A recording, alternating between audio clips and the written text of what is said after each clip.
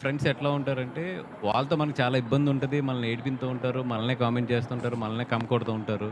అయినా కూడా ఆళ్ళ ఫ్రెండ్సే ఎప్పుడూని. అలా ఒక ఇద్దరు క్యారెక్టర్‌లు, ఒక క్యారెక్టరు.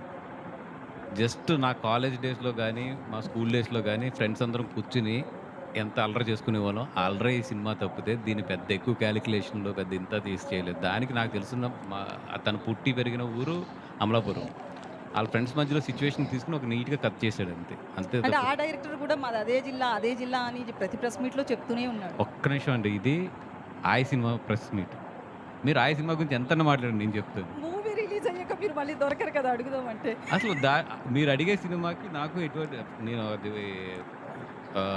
దాని గురించి కామెంట్ చేయడానికి అసలు ఆ సినిమాకి, ఈ సినిమాకి ఎట్టి పరిస్థితుల్లో కూడా లింక్ లేదు. అండ్ రెండోది ఒక స్టేజ్ మీద ఉన్నప్పుడు అల్లు అర్జున్ నంద్యాల వెళ్ళినప్పటి నుంచి కూడా అల్లు ఫ్యామిలీలో చిరంజీవి ఫ్యామిలీ చాలా